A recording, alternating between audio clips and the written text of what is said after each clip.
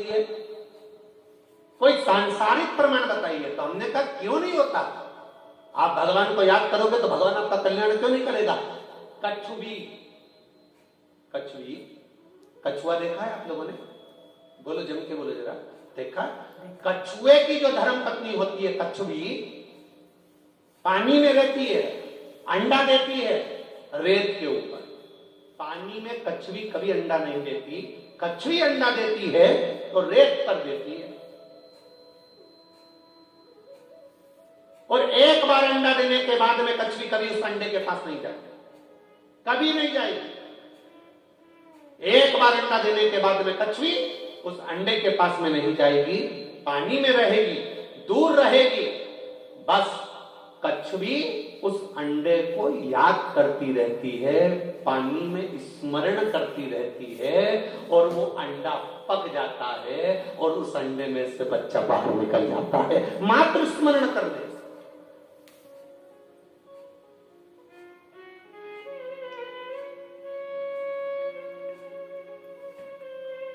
मात्र स्मरण करने।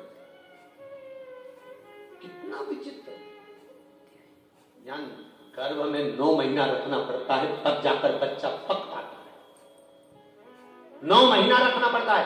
6 महीना का भी होगा तो पता नहीं है, 7 महीने का भी होगा तो श्रेष्ठ नहीं है, 8 महीने का भी होगा तो श्रेष्ठ नहीं है, तो 9 महीने का बच्चा होगा तो श्रेष्ठ माना जाएगा। बुद्धि भी है, विवेक भी है, सुंदर भी है, स्वरूप भी है, शरीर भी पूरा है, इसमें कुछ कमी नहीं।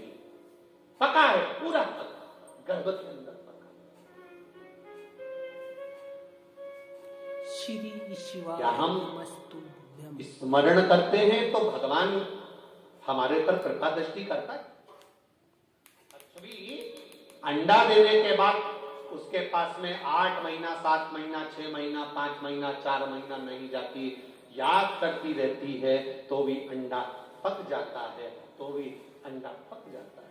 फिर गुरुजी आप कहते हो कि भगवान पर दृष्टि रखो, भगवान के चरणों पर दृष्टि रखो, तो क्या हम भगवान का दर्शन करते हैं, दृष्टि रखते हैं तो भी हमारा कल्याण हो जाता है? क्यों नहीं होता? क्यों नहीं होता? मछली अपना अंडा देती है पानी के अंदर। मछली जब पानी के अंदर अंडा देती है तो मछली उस अंडे के पास कभी नहीं जाती। तैरती तैरती मछली बस उस अंडे पर अपना ध्यान लगाती है, अपनी दृष्टि देती है। कछुवी स्मरण कर कर अंडे को पका देती है, मछली देख देख कर अंडे को पका देती है और अंडे में से बच्चे का जन्म हो जाता है। दृष्टि से भी हमारा कल्याण। दृष्टि मात्र परमात्मा के चरणों पर होगी, भगवान के चरणों पर होगी, भगवान पर होगी तो भी हमारा कल्याण हो जाएगा। महाराज फिर आप कहते हो कि कथा सुनो, कथा सुनने से कल्याण हो सकता है? क्यों नहीं होगा? टिटहरी अपने बच्चे को जन्म देती है, टिटहरी अंडे को जन्म देती है और अंडे को पृथ्वी पर पटक देती है। टिटहरी उस अंडे के पास में कभी नहीं आती।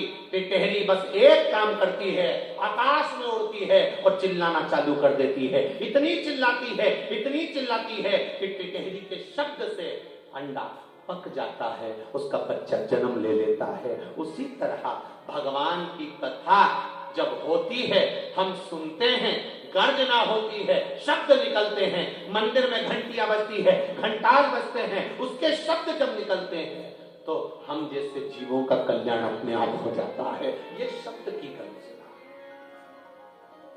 और महाराज आप कहते हो कि शिव मंदिर में जाओ, शंकर जी का स्पर्श कर लो, चरणों का स्पर्श कर लो, भगवान के मंदिर की देहली का स्पर्श कर लो।